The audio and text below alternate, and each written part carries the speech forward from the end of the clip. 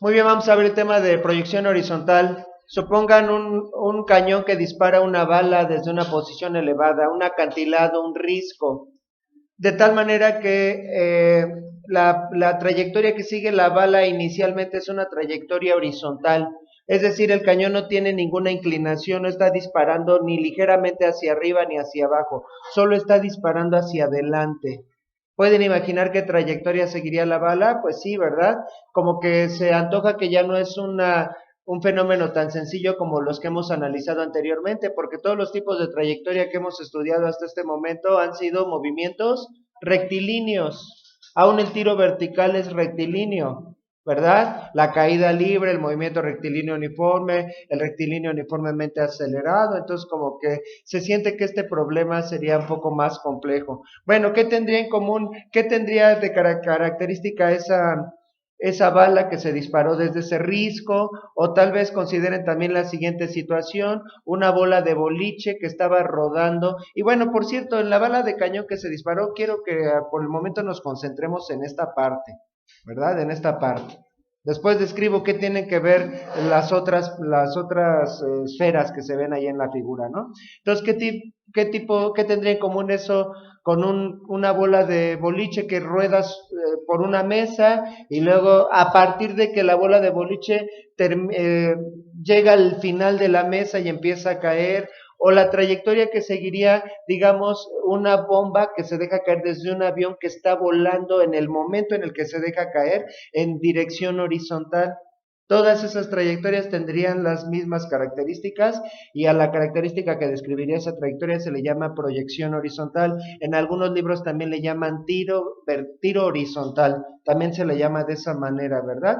Bueno, aunque se siente que sería muy difícil analizar esto porque es una trayectoria curva, podríamos incluso demostrar si es una trayectoria parabólica o hiperbólica o elíptica. Bueno, hasta eso se podría analizar, ¿verdad? ¿Qué tipo de trayectoria seguiría? Pero va a ser más sencillo de lo que se imaginan, ¿verdad? De hecho, ¿cómo se estudia este movimiento? Ustedes ya lo vieron, ya lo hemos visto, ¿sí? Sin darse cuenta, en algún momento les enseñé pulir mano derecha, encerar mano izquierda y ahora ya saben karate, ¿verdad? Cuando vimos el movimiento rectilíneo uniforme y la caída libre, era para poder analizar este tipo de movimiento. Consideren la siguiente situación. Al mismo tiempo que se dispara esa bala con una velocidad inicial que va a ir cambiando, igual a Bx, al mismo tiempo, en la parte de abajo y en dirección horizontal se dispara otra bala con la misma velocidad. Aquí tiene la misma velocidad inicial que la bala que se disparó desde el risco, con una pequeña diferencia. La bala que se dispara abajo no cae, solo rueda sobre una superficie sin fricción. ¿Sí? Bueno, ese sería más fácil de entender cómo sería la trayectoria de la bala que rueda por esa superficie sin fricción. ¿Cómo sería su movimiento después que se le disparó? Un movimiento rectilíneo uniforme, ¿verdad? Bueno, hubo una influencia al principio, eh, el disparo, pero una vez que salió del cañón seguiría una trayectoria en línea recta y con rapidez constante, ¿verdad? Bueno, y también vamos a considerar que al mismo tiempo, simultáneamente, se deja caer una esfera desde la misma altura que se dispara la bala cuyo cañón está en el risco, de la misma altura, eso tiene en común. Bueno, por otro lado, vamos a considerar que estoy poniendo la posición de la bala que se dispara desde el risco a intervalos de tiempo regulares. Es decir, esta podría ser la posición a los 0 segundos, esta en 1 segundo, a los 2 segundos, a los 3 segundos, a los 4 segundos, es decir, cada segundo. No tiene que ser de uno en uno, podría ser a los 0 segundos, medio segundo, 1 segundo, 1.5 segundos, 2 segundos. El detalle importante es que son posiciones a intervalos de tiempo regulares, ¿sí? Entonces vamos a llamarlo aquí el tiempo 1, el tiempo 2, el tiempo 3, el tiempo 4 y el tiempo 5. En donde, y esto no lo escriban, no vale la pena escribir tanto, eh, donde T2 menos T1 sería igual a T3 menos T2, y a su vez igual a T4 menos T3, y T5 menos T4, ¿no? Y lo que quiere decir esto en cristiano, que los intervalos de tiempo son regulares. Sí está pasando el mismo tiempo entre una posición y la otra, es lo único que quiero decir, y esto es muy engorroso, y mejor hasta lo borramos, no tiene caso, ¿verdad? Bueno, ¿qué notaríamos en la trayectoria que seguiría ese movimiento, ese objeto que se va moviendo hacia adelante y hacia abajo? Empezaríamos a notar una serie de coincidencias, ¿verdad? Tendríamos que hacerlo experimentalmente. Ahora les pido un voto de fe y de confianza, porque bueno, esto ahorita es porque yo lo digo. Tendríamos que comprobarlo con un experimento, ¿no? Pero digamos, si esta es la posición de la bala que se disparó, o sea, es simultáneo, ¿no? Entonces, T1 es el mismo tiempo en el que esta bala se disparó, el mismo tiempo en el que esta bala se disparó y el mismo tiempo en el que esta bola se dejó caer. Pues resulta que esta bala, en el tiempo T2, se encontraría justo debajo de la bala que está avanzando y cayendo. Y en el tiempo 3, esta sería su posición. En el mismo tiempo en el que esta bala se encuentra en esta posición, la bala que está rodando por el piso se encontraría en esta posición. Y en el T4, en esta posición, y en el tiempo T5, se movería en esta posición. Es decir, la bala que rueda por el piso sería como la sombra de la bala que se disparó desde el risco. ¿Cómo lo interpretamos? ¿Qué podríamos decir? ¿Qué diríamos al respecto? A ver, ¿qué diríamos al respecto? Pues que hacia adelante se mueve igual que la bala que está rodando.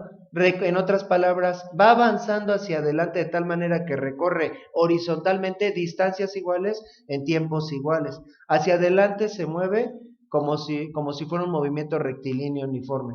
Así que estamos acostumbrados a que generalmente la variable y está en función de la variable x, pero ahora no lo vamos a analizar así, sino la variable x y la variable y las vamos a analizar en función de una tercera variable, el tiempo. Y a eso se le llaman ecuaciones paramétricas o funciones paramétricas. E incluso hay hasta reglas de derivación. Entonces no vamos a analizar la y en función del x, no. Por separado todo lo que tiene que ver el movimiento horizontal y por separado de manera independiente el movimiento vertical. Entonces, hacia adelante, bueno, ¿cuál sería su componente? Bueno, en realidad no tiene dos velocidades. Tiene una sola velocidad. Esa velocidad siempre es tangente a la trayectoria que sigue la bala. Pero de esa velocidad vamos a decir que esta es la velocidad real de la bala, ¿no? La voy a representar con una línea roja. Digamos que esta es la velocidad real. Esa velocidad, vamos a llamarla la velocidad 2. La velocidad en el tiempo 2 tiene dos componentes, ¿no?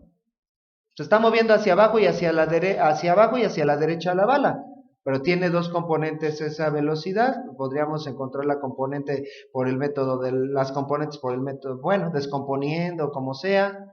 Esas serían sus componentes. ¿Qué característica tendría su componente horizontal? Es decir, cómo se mueve hacia adelante solamente. Hacia adelante, para que esté recorriendo distancias iguales en tiempos iguales, es que hacia adelante siempre se mueve igual de rápido. Entonces la velocidad en x, ¿sí? En cualquier posición, y por eso vean que la componente horizontal, la flechita horizontal, la pongo igual de larga en todas las posiciones. ¿A qué es igual la componente horizontal del movimiento en todas las posiciones? Es igual a la velocidad inicial. No tenemos que hacer ningún cálculo. Hacia adelante se está moviendo igual de rápido en todo momento. Es decir, si esa bala se hubiera disparado a 50 metros sobre segundo, y esta es la posición 1 segundo, el tiempo 1 segundo, 2 segundos, 3 segundos, 4 segundos, ¿cuántos metros hacia adelante habría recorrido? ¿Cuánto dije? ¿50? ¿Sí? Bueno, si se disparó a 50 metros sobre segundo, en el primer segundo recorrió 50 metros, a los 2 segundos 100 metros, a los 3 segundos 150 metros, a los 4 200. Hacia adelante va recorriendo distancias iguales en tiempos iguales. Entonces, del movimiento rectilíneo uniforme, ¿cuáles eran mis ecuaciones? El movimiento rectilíneo uniforme era la velocidad es constante, ¿verdad? Y por otro lado, la distancia en el movimiento rectilíneo uniforme, que es el tipo de movimiento más sencillo de estudiar, es esa velocidad constante por el tiempo. Nada más que ahora no le vamos a llamar distancia, le vamos a llamar, porque tengo dos distancias, una vertical y una horizontal. Entonces a la distancia horizontal le vamos a llamar la coordenada X. ¿A qué sería igual la coordenada X? Sí, en cada punto tengo un par de coordenadas, ¿no? Por ejemplo, en este punto vamos a decir que tengo la coordenada X4, Y4, ¿no? Voy teniendo diferentes coordenadas. Entonces, ¿cuánto valdría la coordenada X? Dijimos que aquí eran 25, 50, 75. Ah, no es cierto, 50, 100, 150 y 200. ¿Cómo podríamos obtener ese 50, 100, 150 y 200? Bx por t, movimiento rectilíneo uniforme. La coordenada X se calcula como el producto de la velocidad inicial por el tiempo. Esas son las fórmulas del movimiento rectilíneo uniforme, ¿sí? Entonces, hacia adelante se mueve con movimiento rectilíneo uniforme. Por otro lado, también otro detalle importante es, ¿y dónde está mi origen? ¿Dónde vamos a considerar que está mi origen?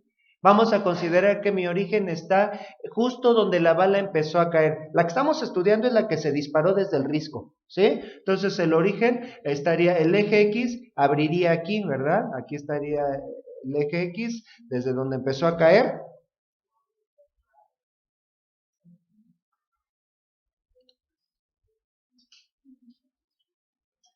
Y el eje Y abriría hacia acá. Que por cierto también es otro detalle, las dos balas, la que rodó y la que cayó, empezaron a rodar desde la misma distancia medida verticalmente, ¿no? Entonces aquí abre el eje Y, ahí está mi origen, entonces mi origen estaría aquí, en el primer tiempo. Bueno, ahora, si dejo, ya nos olvidamos de la que está rodando en el piso. Esa nos sirvió para saber las características de la velocidad y posición horizontales de la bala que se disparó del risco. Si al mismo tiempo se deja caer una pelota, una esfera de la misma altura que la que se disparó del risco, encontraríamos también la misma coincidencia. Las alturas medidas verticalmente tendrían las mismas alturas, o dicho de otra manera, hacia abajo la bala que se disparó del risco iría recorriendo la misma distancia que la que simple y sencillamente se soltó, ¿sí? Entonces este sería el tiempo 2, también coincidiría no solo en el tiempo inicial, en todos los tiempos coincidirían, esto es el tiempo 4 y el tiempo 5. Entonces, hacia abajo, ¿cómo se mueve la esfera? ¿Cómo podríamos estudiar su coordenada en Y? Su coordenada en Y sería como con las fórmulas de caída libre. ¿Y cuáles eran las fórmulas de caída libre? Teníamos como coordenada la velocidad final, que ahora le vamos a llamar la velocidad en Y, es gravedad por tiempo, simple y sencillamente, ¿verdad? Un movimiento rectilíneo uniforme que parte del reposo. Y la altura era un medio de gravedad por tiempo al cuadrado. Nada más que ahora ya no le vamos a llamar H, le vamos a llamar Y. Sí, H para el que se dejó caer y Y para el que se disparó y que va avanzando y cayendo, ¿verdad? Entonces, H, en realidad, estos objetos tendrían la misma coordenada. Por ejemplo, en este punto, ¿quién sabe cuál sería su coordenada X? Pero su coordenada Y sería Y4. ¿Sí? Aquí su coordenada horizontal, quién sabe, no coinciden en coordenada horizontal, pero sí coinciden en coordenada vertical. Este y este coinciden en coordenada horizontal. ¿Cuál sería la coordenada horizontal de este objeto? X4 también tiene la misma coordenada horizontal y la coordenada Y, pues quién sabe, ¿verdad? Pero en X sí coinciden. Entonces la coordenada Y sería igual que la H de la caída libre, entonces sería un medio de la gravedad por tiempo al cuadrado.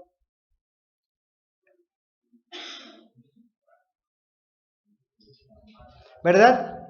Pero eso implica que el objeto, que la bala hacia abajo va recorriendo cada vez más metros en el mismo tiempo, ¿no? Y eso se puede ver porque la separación entre estas dos líneas es menor que la separación entre estas dos líneas y así sucesivamente. Cada vez está más separada la posición, quiere decir que hacia abajo se va moviendo más rápido. Es decir, su componente vertical va aumentando. ¿Y cómo va aumentando? Su componente vertical tendría la misma magnitud que la velocidad del objeto que se dejó caer. Es decir, la velocidad en y sería igual a la gravedad por el tiempo, como la caída libre.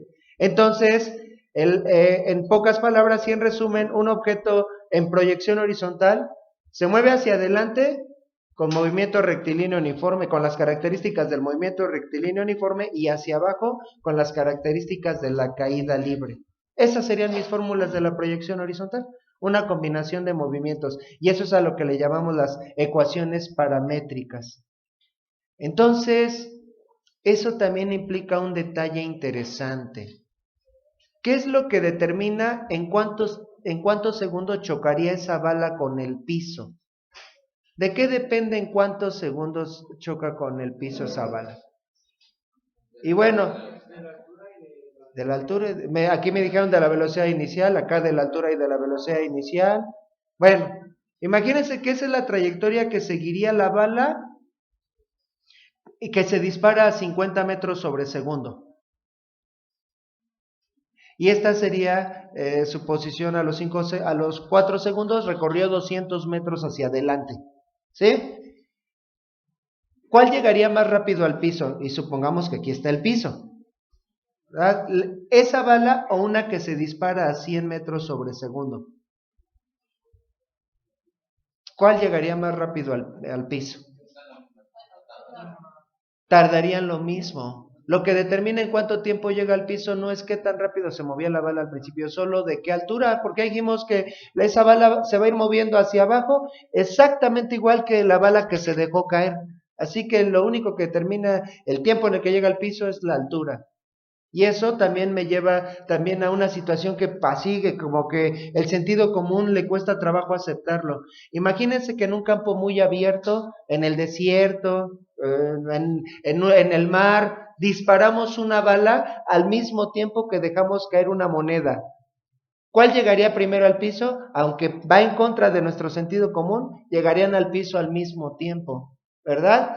Bueno, también hay que tomar en cuenta que todo esto lo estamos haciendo despreciando la resistencia del aire, ¿verdad? Pero podría ser que, tomando en cuenta la resistencia del aire, también lleguen al piso al mismo tiempo. Bueno, habría que estudiarlo. Yo siento que sí, pero bueno, hay que estudiarlo para poderlo decir con toda seguridad, ¿verdad? Esas son las características de la proyección horizontal.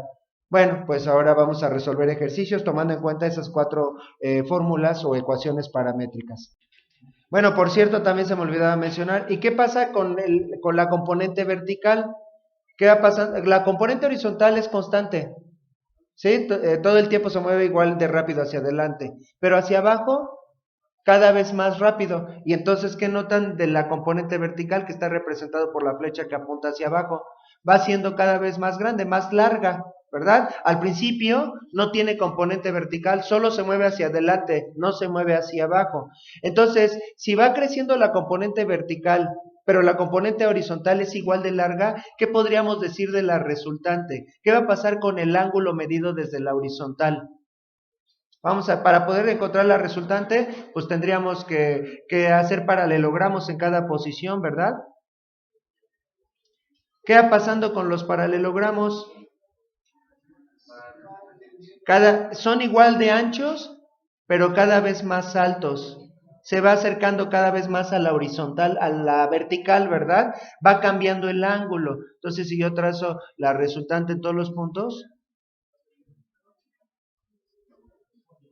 el ángulo va aumentando, de tal manera que el ángulo me indica, va siendo paralelo o tangencial a la trayectoria que va siguiendo la bala, ¿verdad? Su magnitud va creciendo, porque una de sus componentes es constante, pero la otra va aumentando, por lo tanto la magnitud va creciendo y el ángulo también va creciendo, ¿verdad? Aquí tendría un ángulo teta 1, más bien teta 2, teta 3, teta 4, y así sucesivamente. Y teta 2 es mayor que teta 1, pues sí, teta 1 es 0, teta 3 es mayor que teta 2 y así sucesivamente, ¿verdad? Entonces es curioso, pero en este fenómeno primero vamos a calcular las componentes para después poder calcular la resultante, la velocidad resultante. No tiene dos velocidades la bala, tiene una sola. ¿Cómo se calcularía esa velocidad a partir de sus componentes, como lo habíamos visto en el tema de resultante de un sistema de vectores perpendiculares? Si tienen duda de cómo se calculaba, vea el video y dé like de resultante de un sistema de vectores perpendiculares, sin olvidar suscribirse, ¿verdad? Entonces, ¿cómo se sacaría la velocidad real? Raíz cuadrada de la suma del cuadrado de las componentes, bx al cuadrado más by al cuadrado. Teorema de Pitágoras, en su momento lo explicamos, y el ángulo, si no mal recuerdan, sería la tangente inversa de, en valor absoluto, la componente vertical entre la componente horizontal, para obtener el ángulo medido de la horizontal, porque si invierto las componentes, encuentro el ángulo medido de la vertical, ¿verdad? Y esas ahora sí serían mis fórmulas de la proyección horizontal. Ahora sí, lo que nos queda son resolver ejercicios.